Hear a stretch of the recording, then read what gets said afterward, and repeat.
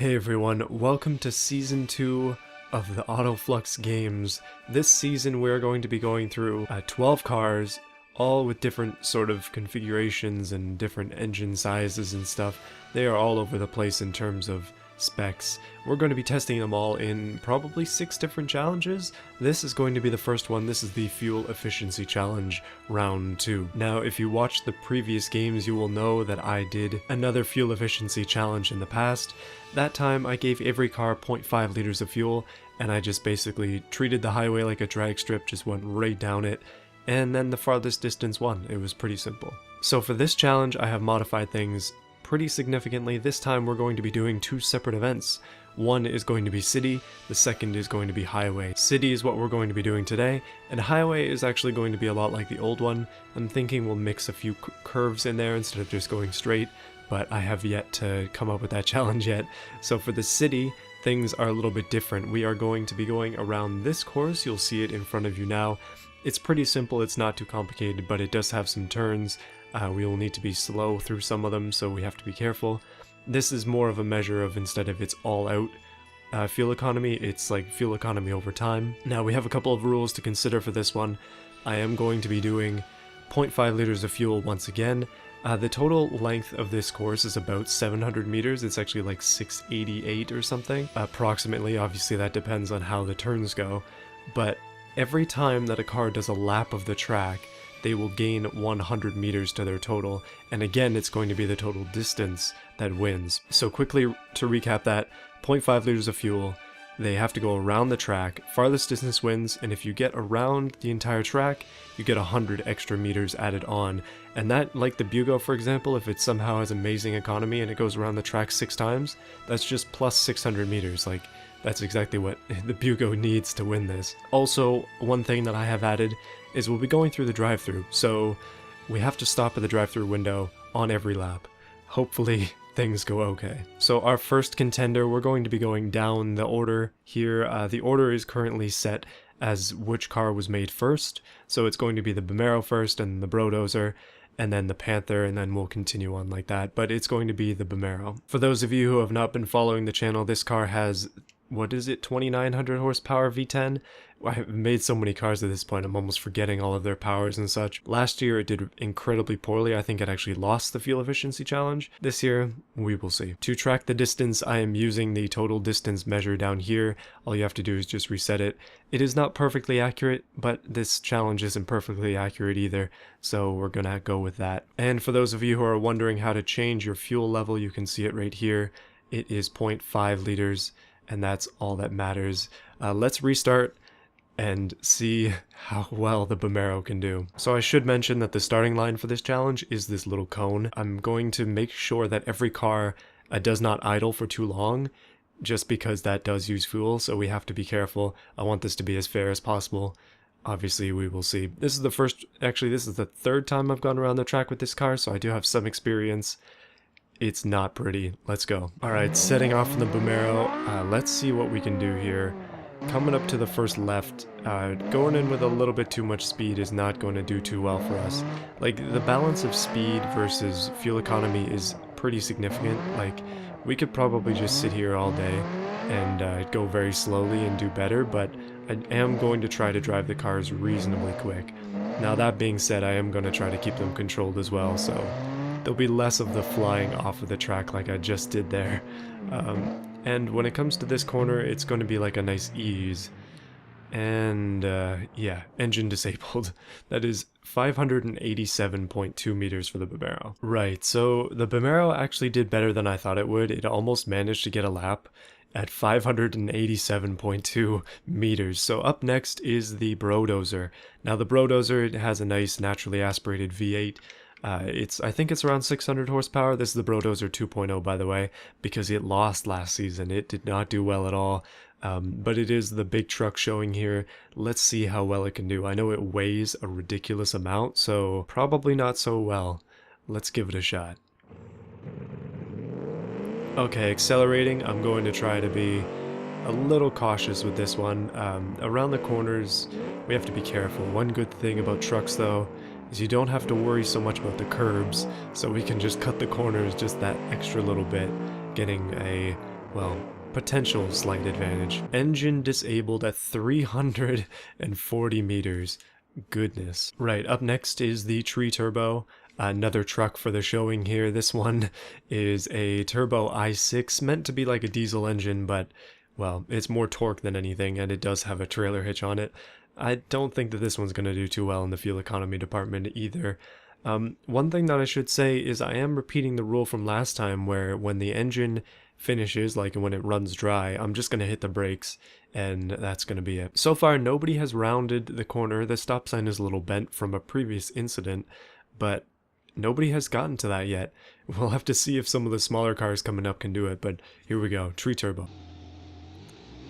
Alright, so acceleration's a little slow with this car, and I mean truck. It is geared much more for towing and torque than it is for acceleration. But so far so good. We have been able to glide around these corners pretty easily. Oh boy, the wheel spin is becoming a minor issue. It's already gone farther than the Brodozer, so I'm considering that to be a bonus. Coming down these straights though, it has no problem.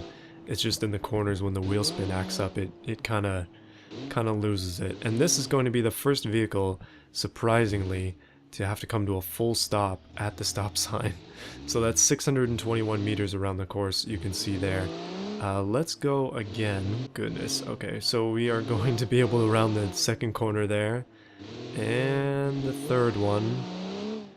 Wow, okay. Oh, engine disabled. Well, 878.6 meters plus 100 because it finished a lap, so that's 978.6. That is the farthest so far, and it's from a truck. So things are about to get interesting. Next on the list is the Trig X. Now this is my rotary style, sort of an RX-7 prototype knockoff. It's an i3 turbo. Just a nice small turbo. The most popular car on the channel from what I can tell. But yeah, let's get this one going. Let's see how we do. And we're off in the Trig X. Now, this is going pretty well so far. Nothing too crazy. Being an i3, I hope that it'll be good on fuel economy, but it is tuned for 12,000 RPM, so that is, that's debatable. I mean, rotaries were not known for their economy, so... Oh boy, okay, a little bit of lockup there. I have driven this car quite a bit since making it, just because I like it a lot. I like the way it drives, but I think that some of the newer cars in the series drive a little bit better. So unsurprisingly, it does finish a lap, comes to a stop at the drive-thru, and then continues forward. So that is a 627 plus 100 meters. This one is slowly gonna catch up with the Tree Turbo. Now I anticipate a lot of these smaller and lighter cars are just gonna do better. That's generally the idea with this challenge. Like, cars with less power will struggle in races, but they will do better in these kind of challenges, so this is kind of what I'm prepping for. Unfortunately, it did hit a curb there, but due to the rules, we must continue on. That was my fault, that came a little bit wide. We are running out of fuel, but still surprisingly 0.5 liters has managed to carry us 1.2 kilometers. We're rounding for our second lap. Braking there, and that's going to be 1.4 kilometers. There's 1. Oh, engine disabled. So we're going to say that is a 1.5 kilometer run. The decimal place is kind of lost there, but we'll just have to leave it for now. Now, before we go any further, I should say, if there are any differences with the decimal places, we will just kind of interpolate. I know that the Trig X got just in front of the starting line, so if something else does manage to get a 1.5 and it goes a bit farther, then we'll count that ahead. We'll give it a couple more meters to compensate. Up next is the Group C Owl. We are already in, what is this, number 5 for cars, so we're getting there. This is one of my more interesting vehicles. This is an attempt at making a Group C car, but only sort of following the rules. I mean, it has a V16 twin turbo in the back. This was just when we got the V16 DLC, so I wanted to try it out. Anyway, let's give it a shot. Okay, here we go with the Owl. I'm trying to be careful with the acceleration again with this car. This one is probably the best race car of the group, but that being said, coming around some of these very tight corners, it is really just not made for that. and it definitely struggles. We're gonna have to watch out for the curbs as well. Ooh, that was close. Okay. Just because this car is so low that you hit a curb, like, that's gonna be it. Unfortunately, we do have to jump a curb over here, but thankfully that is lap 1 for the Group C Owl. And a stop at the stop sign. Well, we still have gas, and we have managed to go, what is that, 700 meters? Not bad. For a V16 especially. It is a smaller V16, but it's still a V16. Okay, so that is 941.3 meters for the Group C. Alright, so this car is the King XR5. Now the reason it's called the XR5 is because it's got an inline 5 turbo. An interesting combination to say the least. It's supposed to be a third competitor to the Subaru versus like Evo battle, and it's sort of styled after both. The front more of an Evo style, a little bit awkward looking, but I really like the way the back turned out. Very Subaru-esque. But the XR5 is a challenger for sure. And taking off, this one is all-wheel drive, so we shouldn't have too much in terms of control issues. But this is more of a realistic build, so some of the other cars definitely will beat it with speed. My hope is that the fuel economy can show for itself, though, being one of the newer cars in this run. I believe it's a 2010 model year, or potentially 2016? One of the two. I forgot exactly which one I did. Alright, pulling into the burger place here. I'm assuming it's a burger place. And we go for a stop at the stop sign. Now the reason that we're stopping at the stop sign is just for fun. Like, I don't think it really adds anything. It just kind of, it's just one extra piece to the little track puzzle that I've created. And here we go once again down the straight. We are plus 100 and the engine disabled itself. That is almost 1,000. That is 999.7 meters for the XR5. Up next is event favorite. It is the smallest car here. I think it's probably got a good chance. I mean, it's an inline 4 Bugo. Now, the Bugo is my version of the Yugo. It's styled after the Yugo, and it's got an engine of much less performance than the Yugo. It's basically a knockoff Yugo, but it's small and it's got very low power, so maybe it has a chance. Alright, accelerating in the Bugo. Yes, that is it. The throttle all the way down. It only has 29 horsepower, so it's faster than a Comet Turismo, but not by much. I'm hoping that it'll at least do 2 laps. That's my anticipation. We have had one car do 2 laps so far, and it was the Trig X, which had a smaller... Actually, no, this one is a smaller engine, so maybe by the virtue of having a tiny engine, it'll manage to make it around the course more than twice. However, one thing to note is that its laps are incredibly long. Even though I'm pushing it to its absolute limits here, it's going to be a while before we can get around this course. That being said, we are coming up to the finish line here. We are going to make it through lap 1. I guess the Bugo is used to running on the lowest quality gas possible. And we stop at the stop sign, coming around the corner. Ooh, one swift movement there, just knocking the curb a little bit. I guess that's just the regular day for the Bugo coming out of a drive-thru. Goodness, well, got a little bit high in the rev range there. That's not going to be good for our fuel economy.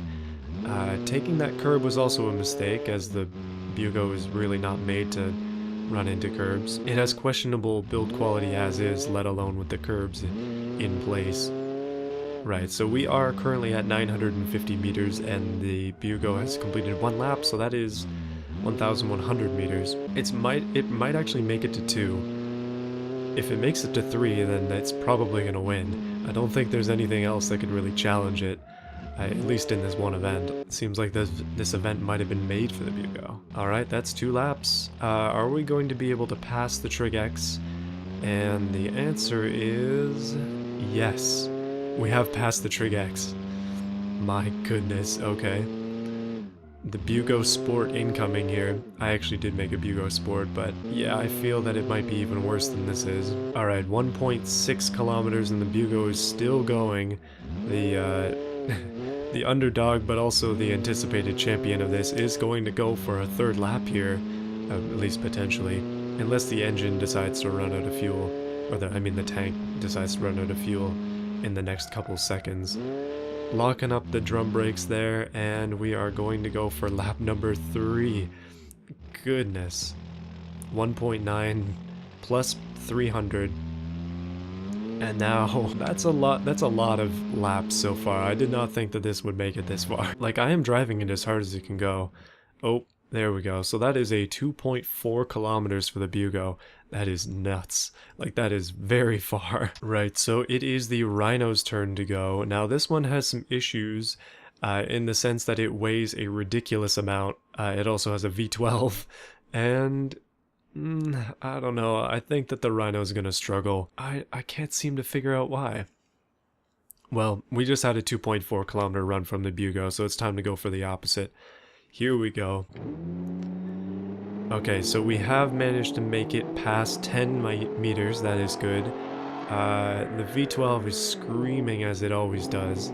We're gonna cut that corner just a little bit because Rhinos can. It is struggling to come around these corners. But so far it has passed 100, so, oh, well, it's a good thing the brakes are garbage, because that is a 238.8 meter run. Not good. Alright, so the Rhino has the shortest run so far with 238 meters, and the Bugo has the longest with 2.4k. This one, probably somewhere in between. This is the King XR8 Performance. It's supposed to be a CTSV wagon. And it also is built like one with a nice V8, 680 horsepower, I think, rear wheel drive, just generally a nice looking car. I think that this one actually turned out well in the looks department, but let's give it a go in the fuel economy area. Honestly, it's probably not going to do too well.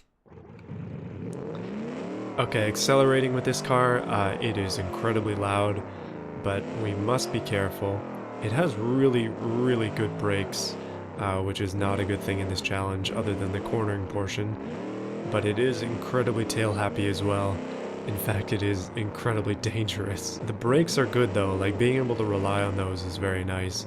Like if I hit those brakes, you can guarantee that you're gonna stop in a decent amount of time, like no issues there. Right, so the King, okay, the King XR8 Performance has managed to complete a lap, stop at the drive-thru. And by complete a lap, I mean, now we've completed a lap. Well, rip. We just finished a lap. We get a nice 754 meters. That's not bad. Right, so the next one on the list is our very own Bouncing Betty. It is the VATS E-Spec. Now, I have imported all of these cars into the beta and then exported them again for this challenge and for all of the challenges. And it seems like that has actually fixed the bouncing, so thank you to the developers for fixing that bug. But this is a Boxer, just a regular Boxer 4. I think it's non-turbo. It's sort of a BRZ-esque car, even though I wasn't going for that when I made it.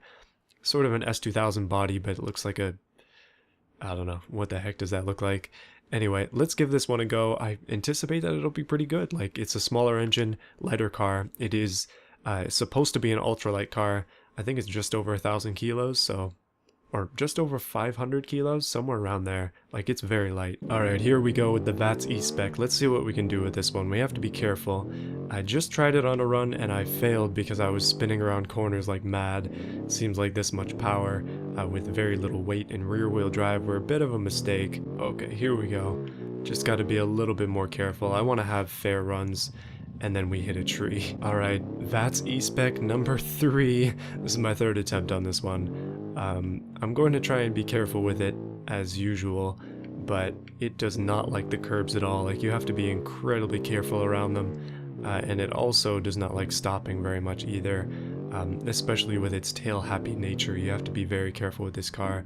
So, let's hope that it actually can get around the track once without crashing into any trees, curbs, houses, fences, dogs, you name it, or people exiting the burger place. But we have managed to get one full lap, stop at the stop sign, continue on forward. That is a cool 630 meters plus 100. Okay, coming around these corners again, very careful, try not to die.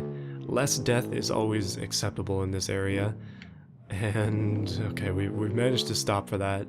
I was a little concerned. Now, wheel spin is not going to do these cars any favor because it's just wasting fuel. Like, you're burning up your fuel by burning up your tires. You kind of need that to actually put the power on the ground. So next we have completed a second lap with the VATS E-Spec. That is, well, I guess not too surprising considering how light it is. I think the Bugo might actually have a contender here if it can hold on for a third lap. Alright, bouncing out of some corners, but we can still get through them pretty easily. I really like the rear lights on this car. I think that that's probably its best styling feature, but I don't know, this day I was like, when I was making this I was really feeling it. Okay, 1.7, but it's also plus 200, keep that in mind. Let's see if we can probably make it for another lap here. Almost hit the stop sign, it's already bent from a prior incident. And that is lap number 3, goodness. So if we can stay on the road, we might be able to beat the... Oh, never mind. That is a 2,300 meter run from the VATS E-Spec. Now this is the only vehicle that I could see possibly doing worse than the Rhino. This is the Saint Ultra R, inspired by Saints Row and also created by... well, a madman. As you can see, it has a twin-turbo V8, but keep in mind this car has 3,400 horsepower. Yeah, it's not exactly made to be efficient. It also has massive brakes, which is nice, but not for this challenge. Let's see what it'll do. Oh boy. Okay, taking off in the Saint Ultra R, thank you Lord for all-wheel drive. Otherwise this thing would be even more of a handful than it already is. Being an SUV though, it's not too worried about curbs. It also has massive tires, so you don't have to worry about them too much. My idea when building this was that it would rival the Beamero, but rivaling it in fuel efficiency was never part of my ideas, so I'm wondering, well, we got our answer, 454.6 meters. That is worse than the Beamero. Alright, and last but not least is the San Andreas L. This is the low version of the San Andreas. There is also a high version, but for the sake of this challenge, the San Andreas drivers have talked to each other. They've decided that the low one is better because the high one has some serious difficulty with curbs. That being said, the low one has some serious difficulty with curbs as well. But for the sake of the challenge, the low one is going to go, but the high one is going to be forced to go in the next challenge. They're going to have to alternate, I've decided, so let's give it a shot. This one is basically Lowrider spec. It's more about looks than it is about performance. It's got a V8 in there, but it's an old style V8 back in the 70s. Yeah, it's not exactly efficient. Let's see how this thing will do. Okay, taking off, we have done a one wheel peel. I'm leaving the back diff unlocked for this. In the future though, I'm not outlawing putting the back diff on for different events. Like if we did drifting or something, then maybe it would be useful, but for now, it's gonna stay off. Right, so low and slow is the name of the game for the Lowrider, or the San Andreas. It's basically a Lowrider. We have managed to go 360 meters, which I guess shouldn't be too much of a surprise. It isn't exactly high performance. However, it is bleedingly loud. Coming into the drive-thru, this is a familiar place if you watch the video. No ordering today though, we're just gonna stop and continue on. This is a race. We can't have two number 9s this time. Unfortunately, down for the count at 679.8 meters, but it did complete a lap, so that is 773.8 meters. Not bad. Okay, so taking a look at the results, it seems like the Bugo has come in first. It's an easy victory for the Bugo with 2.4 kilometers. That nets it a 12-point first prize in this event so far. This is just the city run, remember, so we still have to do highway. And if you take a look at the table, I've got it organized so that the points will average out, and then those average points will be the ones that are going into the actual scores for the overall event. Now, in second place was the VATS E-Spec with 2.3 kilometers. That gets it 11 points. The Trig X was in third, 1.5 kilometers. The King XR5 in fourth with almost a kilometer. Panther Tree Turbo in fifth with 978.6 kilometers. Not actual kilometers, that's meters. Group C Owl gets sixth with 941.3 meters. San Andreas in seventh. King XR8 in eighth. Mero, Saint Ultra R, Brodozer, and the Rhino in last place with 238.8 meters. That is not very many meters, my goodness. But this has been an interesting event. It's cool to see how fuel efficient these vehicles are. I really like doing this type of challenge, and hopefully you're enjoying it as well. Stay tuned till in the next event. It should be probably on Tuesday, so not too many days to wait. And then there'll be another event that coming Friday, so things are happening. There is a lot going on the channel currently. So just like last year, I will be doing a poll as one of the events. Feel free to vote on that. I'm not going to talk about it right at the beginning as I did previously. I'm just going to talk about it at the end because there are a lot more people here than there used to be, and I don't think we need to advertise that as much. But the super secret poll for those of you who stayed at the end. Vote on which car you want to see win, and those scores will be put into the final video of this series, and we'll see how the people do. So yeah, that's it. See you again on Tuesday.